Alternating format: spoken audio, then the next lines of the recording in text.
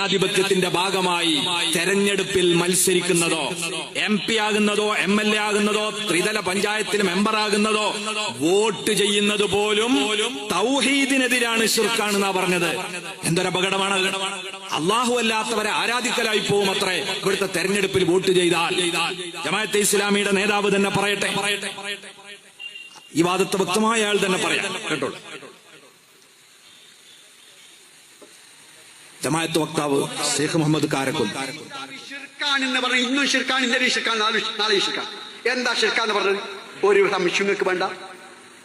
ഒരാൾ ദൈവേതര ഭരണവ്യവസ്ഥയ്ക്ക് കീഴിൽ കേട്ടോളൂ, ദൈവേതര ഭരണവ്യവസ്ഥയ്ക്ക് കീഴിൽ ദൈവേതര ഭരണവ്യവസ്ഥ നടത്തേണ്ടതിനായി തെരഞ്ഞെടുപ്പിൽ മത്സരിക്കുകയും അസംബ്ലിയിൽ പോവുകയും ചെയ്യുന്ന പക്ഷം അത് തൗഹീദിന് വിരുദ്ധവും അനനുവദനീയവുമാണ്. ഇന്ത്യൻ ജമാഅത്തെ ഇസ്ലാമി 27 വർഷം എന്നതാണ് ഉദ്ധരിച്ചത് നമ്മളെ സാക്ഷാൽ മുജാഹിദുകളുടെ പത്രം. എന്താ സംഭവം? അനിസ്ലാമിക വ്യവസ്ഥ അല്ലെങ്കിൽ ദൈവേതര വ്യവസ്ഥ അല്ലെങ്കിൽ ജാഹിലിയ വ്യവസ്ഥ അല്ലെങ്കിൽ താവൂത്ത് വ്യവസ്ഥ, എന്ത് വന്നാലും വിടുക, അള്ളാഹുവിന്റെ വ്യവസ്ഥ അല്ലാത്ത വ്യവസ്ഥ. ആ വ്യവസ്ഥ സ്ഥാപിക്കാനോ നിലനിർത്താനോ ഉദ്ദേശിച്ചോ ലക്ഷ്യം വെച്ചോ ഇലക്ഷനിൽ പങ്കെടുക്കുന്നതും വോട്ട് രേഖപ്പെടുത്തുന്നതും ഷിർക്കാണ്, തൗഹീദിനെതിരാണ്, അനിസ്ലാമികമാണ്. ഇന്നലെയാണ്, ഇന്നാണ്, നാളെയാണ്, മറ്റന്നാളുമാണ്, ഖിയാമത്ത് നാൾ വരെയാണ്, മാറൂല. ഒന്നുകൂടി നിങ്ങൾ പറഞ്ഞോളൂ. അനിസ്ലാമിക വ്യവസ്ഥ അല്ലെങ്കിൽ ദൈവേതര വ്യവസ്ഥ അല്ലെങ്കിൽ ജാഹിലിയ വ്യവസ്ഥ സ്ഥാപിക്കാനോ നിലനിർത്താനോ ഉദ്ദേശിച്ചോ ലക്ഷ്യം വെച്ചോ ഇലക്ഷനിൽ പങ്കെടുക്കുന്നതും വോട്ട് രേഖപ്പെടുത്തുന്നതും തൗഹീദിനെതിരാണ്, അനനുവദനീയമാണ്, നിഷിദ്ധമാണ്, പാടില്ലാത്തതാണ്. കണ്ടോ നിങ്ങള്? ഇന്ത്യൻ ജനാധിപത്യത്തോട് പുറംതിരിഞ്ഞിരിക്കും. അതിൽ വോട്ട് ചെയ്താലോ മത്സരിച്ചാലോ അതിന്റെ കൊടി പിടിച്ചാലോ ഒക്കെ അള്ളാഹുവിനെതിരെയുള്ള ആരാധനയാണത്ര. ഇസ്ലാമിൽ നിന്ന് പുറത്തു പോകുന്ന ശിർക്കാണ് എന്നാണ് ജമാഅത്തെ ഇസ്ലാമിയുടെ മൗലവിമാര് ആണയിട്ട് അറുത്തുമുറിച്ചു പേർത്തു പറയുന്നത്. എത്രമാത്രം പിന്തിരിപ്പൻ ആശയമാണിത്! നിങ്ങൾ നോക്കൂ, ഈ ആശയത്തിന്റെ ഭാഗമായി അവര് പറഞ്ഞു, ജനാധിപത്യ രാജ്യത്ത് അതുകൊണ്ട് തന്നെ ഒരു മുസ്ലിം ജീവിക്കുമ്പോൾ ഇവിടത്തെ ഇസ്ലാമേതര ഭരണകൂടത്തിന്റെ തൊഴിലെടുത്ത് ശമ്പളം വാങ്ങാൻ പാടില്ല. അവരെ തൊഴിലെടുത്ത് ശമ്പളം വാങ്ങാൻ പാടില്ല. ഇവിടെ ജഡ്ജിയായി നിന്നാൽ അവൻ മുശ്രിക്കായി പോകും. കാരണം ഇവിടുത്തെ നിയമം അനുസരിച്ച് വിധി പറയണ്ടേ. അപ്പൊ അവൻ ഇസ്ലാമിൽ നിന്ന് പുറത്തു പോകും. അള്ളാഹുവിന്റെ ഹുക്കുമിനെതിരെ ഇനിൽ ഹുക്കുമു ഇല്ലാലില്ലാന്നല്ലേ. അപ്പൊ പടച്ചോന്റെ ഹുക്കുമല്ലാത്തതോ വിധിക്കുക വഴി അവൻ ഇസ്ലാമിൽ നിന്ന് പുറത്തു പോകും എന്ന് ശക്തമായി വാദിക്കുകയും അതവരുടെ ഭരണഘടനയിൽ തന്നെ രേഖപ്പെടുത്തുകയും ചെയ്തു. ഇത് ജമാഅത്തെ ഇസ്ലാമിയുടെ ഭരണഘടനയാണ്. ഈ ഭരണഘടനയിൽ വളരെ കൃത്യമായി തന്നെ അവർ എഴുതി വെച്ചത് കാണാം. ഒരാൾ ജമാഅത്തെ ഇസ്ലാമിയുടെ മെമ്പറാകുമ്പോൾ അയാളെ ബോധ്യപ്പെടുത്തുന്ന ഉത്തരവാദിത്വങ്ങൾ. അതിൽ 6ാമത്തെ ഉത്തരവാദിത്വം എന്താണ്? ദൈവികമല്ലാത്ത ഏതെങ്കിലും ഭരണവ്യവസ്ഥിതി, ഇന്ത്യയിൽ ദൈവിക ഭരണമല്ലല്ലോ, താൻ വല്ല കുഞ്ചിക സ്ഥാനവും വല്ല ഉദ്യോഗവും വഹിക്കുന്നവനോ അതിന്റെ നിയമനിർമ്മാണ സഭയിലെ അംഗമോ MP MLA പഞ്ചായത്ത് മെമ്പറോ ആണെങ്കിൽ അതിന്റെ കോടതി വ്യവസ്ഥയിൻ കീഴിൽ ന്യായാധിപ സ്ഥാനത്ത് നിയമിക്കപ്പെട്ടവനോ ആണെങ്കിൽ ആ സ്ഥാനം കൈയൊഴിയുക.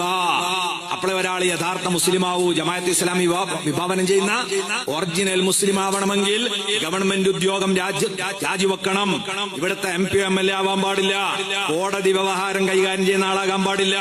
എന്നിട്ട് ഉദ്ദിഷ്ട മാനദണ്ഡങ്ങൾ എന്ന് പറഞ്ഞ് പിന്നെ പറയുന്ന 7ാം നമ്പർ പറയാ, ദൈവികമല്ലാത്ത ഏതെങ്കിലും ഭരണവ്യവസ്ഥിതിയുടെ ഉപകരണമോ അതിന്റെ നിയമങ്ങളുടെ നടത്തിപ്പിൽ സഹായിയോ ആണെങ്കിൽ, പഞ്ചായത്ത് സെക്രട്ടറിയോ ഏത് താഴ്ന്ന ജോലിയിലാണെങ്കിലും വേണ്ടിയില്ല, ആ അഹോവൃത്തി മാർഗത്തിൽ നിന്ന് കഴിയും വേഗം ഒഴിയുക. ഇന്ന് പറ്റുമെങ്കിൽ ഇന്ന് രാജിച്ചോളാം. അത്ര പെട്ടെന്ന് ഇസ്ലാമിൽ നിന്ന് അയാൾ പുറത്തു പോകാതിരിക്കാൻ അയാൾ ഇതൊക്കെ കൈയൊഴിഞ്ഞ് തിരിച്ചു വരണം. നിങ്ങൾ ആലോചിച്ചു നോക്കൂ പ്രിയപ്പെട്ടവരെ, ഈ വാദത്തിന്റെ അപകടങ്ങൾ എന്താണ്? ഇത് ഇന്ത്യൻ മുസ്ലിങ്ങൾക്കുണ്ടാക്കിയ ആഘാതം എന്താണ്? ജമാഅത്തെ ഇസ്ലാമി ഒരു പിന്തിരിപ്പൻ പ്രസ്ഥാനമാണ് എന്ന് നമ്മൾ അലങ്കാരത്തിന് പറയല്ല. ഇത് ഇന്ത്യൻ ജനതയുടെ മുമ്പിൽ ജമാഅത്തെ ഇസ്ലാമി അവതരിപ്പിച്ചു. ഈ ഭരണഘടന 1996 വരെയുള്ള പരിഷ്കരണം ഉൾപ്പെട്ടതാണ്. ഇതാദ്യം ജമാഅത്തെ ഇസ്ലാമി 40 നിന്ന് ഇറക്കിയതല്ല, 1996 ഇറക്കിയ ഭരണഘടനയാണ്. അതിനുശേഷം ഇറക്കിയാലും ഈ ആശയമുണ്ട്. ഈ ആശയം കൊണ്ടുണ്ടായത് എന്താണ്? ഇന്ത്യൻ മുസ്ലിമീങ്ങൾ പിന്നാക്ക വിഭാഗം എന്നറിയപ്പെടാൻ പ്രധാന കാരണം മൗദൂദിയുടെ ഈ വരട്ടുവാദങ്ങളാണ്.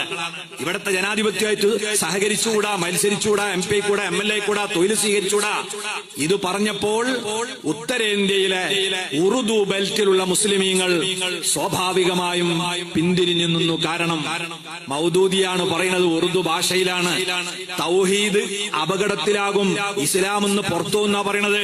അതുകൊണ്ട് തന്നെ രാഷ്ട്രീയ രംഗത്തേക്ക് വരാതെ, വിദ്യാഭ്യാസം നേടി തൊഴിൽ നേടുന്നതിനെ കുറിച്ച് ചിന്തിക്കാതെ അവര് പുറംതിരിഞ്ഞു നിന്നപ്പോൾ ഇന്നും നിങ്ങൾ ഡൽഹിയിൽ ചെന്ന് നോക്കൂ. ഒരു കാലത്ത് ഇന്ത്യ രാജ്യത്തെ ഭരണചക്രം കയ്യാളിയ ഒരു തലമുറ ഇന്നും ഉന്തുവണ്ടിയുമായി ഉപജീവനത്തിന്റെ പിറകെ അവര് നെട്ടോട്ടം ഓടുന്നത് നമ്മൾ കാണുന്നുണ്ടെങ്കിൽ ഇതിന്റെ ഒന്നാം പ്രതി ആരാണ്? ജമാഅത്തെ ഇസ്ലാമിയാണ്. അവർക്ക് അങ്ങനെ മാപ്പ് പറഞ്ഞോ, കൈ കഴുകിയോ രക്ഷപ്പെടാൻ പറ്റുമോ? എത്ര അപകടകരമാണിത്.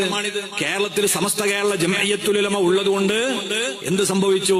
സമസ്ത കേരള ജംഇയ്യത്തുൽ ഉലമ അതിശക്തമായി ജമാഅത്തെ ഇസ്ലാമിയുടെ ഈ വിദണ്ഡവാദത്തെ നിരാകരിച്ചതുകൊണ്ടാണ്, അന്നും ഇന്നും എതിർത്തു പോന്നതുകൊണ്ടാണ് ഇന്ത്യയിലെ ഇതര സംസ്ഥാനത്തില്ലാത്ത രാഷ്ട്രീയ ഉണർവുണ്ടായത് എന്ന് ഇവിടത്തെ സമുദായ രാഷ്ട്രീയ പാർട്ടികൾ അടക്കം ഉൾക്കൊള്ളേണ്ടതുണ്ട്. ഇന്ന് ജമാഅത്തെ ഇസ്ലാമിയെ ഒക്കച്ചങ്ങാതിമാരാക്കി കൊണ്ടു നടക്കാൻ ശ്രമിക്കുന്നവരൊക്കെ ആലോചിക്കണം. ജമാഅത്തെ ഇസ്ലാമിയെ കൂട്ടുപിടിച്ച് നടന്നാൽ ജമാഅത്തിന്റെ ആശയം പേറിയ ആളുകളായി പോകും നമ്മളാളുകൾ. അവരുടെ ഉമ്മത്തീവാദവും അതുപോലെയുള്ള വികാരവും ആളുകളെ പെട്ടെന്ന് ആകർഷിപ്പിക്കുന്ന ആശയങ്ങളാണ്.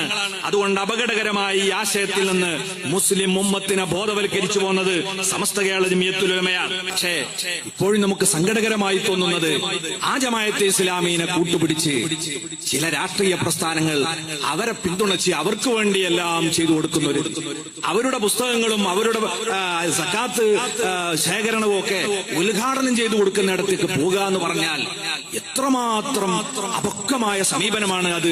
നിങ്ങളൊന്ന് ആലോചിച്ചു. അതൊക്കെ ഇവർക്കൊക്കെ ബോധ്യമുള്ള സംഗതിയല്ലേ? എന്നിട്ടും ഇപ്പോഴും ജമാഅത്തെ ഇസ്ലാമിയെ അവരെ കയ്യിൽ മീഡിയ വണ്ണ് എന്ന് പറയുന്ന ഒരു മീഡിയയുണ്ട്, അത് നമുക്ക് ഉപകാരപ്പെടുമെന്നൊരൊറ്റ വിചാരത്താലാണോ ഇത് എങ്കിൽ ഓർക്കുക, ജമാഅത്തെ ഇസ്ലാമിയെ തോളിലേറ്റി നടന്നാൽ അത് ഏത് മുന്നണികളാണെങ്കിലും അവർക്ക് വമ്പിച്ച നഷ്ടമായിരിക്കും അതുകൊണ്ട് ഉണ്ടാക്കാൻ പോകുന്നത്. നിങ്ങൾ കരുതുന്നുണ്ടോ ജമാഅത്തെ ഇസ്ലാമി ഈ ആശയമൊക്കെ വിട്ട് ജനാധിപത്യത്വമൊക്കെ അംഗീകരിക്കാൻ തുടങ്ങിയിട്ടുണ്ട് എന്നാണ് നിങ്ങൾ പറയുന്നത്? അങ്ങനെയാണെങ്കിൽ അതിലും കാപട്യമുണ്ട്. ഇത് കണ്ടങ്ങള് ജമാഅത്തെ ഇസ്ലാമിയുടെ സൈദ്ധാന്തിക നേതാവ് ഷെയ്ഖ് മുഹമ്മദ് കാരക്കുന്ന് എഴുതിയ ജമാഅത്തെ ഇസ്ലാമി തെറ്റിദ്ധരിക്കപ്പെട്ട ജമാഅത്തെ ഇസ്ലാമി എന്ന പുസ്തകം. ഈ പുസ്തകത്തിന്റെ 59ാമത്തെ പേജിൽ അയാൾ അന്ന് എഴുതിയ എന്താണെന്ന് അറിയുന്നത്? 85-ല് ഇറക്കിയ ബുക്ക. ഇതിൽ അദ്ദേഹം അന്ന് പറയുന്നത്, നിങ്ങളെല്ലാരും കൂടി ഞങ്ങളെ നാടൊന്ന് നിങ്ങൾ ഭരിച്ചരോന്ന് ചോദിച്ചാൽ പോലും ഞങ്ങൾ അത് ഏറ്റെടുക്കൂല, ഞങ്ങൾ ഇവിടുത്തെ ഭരണത്തിൽ പങ്കാളിയാകൂല എന്നാണ് അവരന്ന് പറഞ്ഞത്. കേട്ടോളി.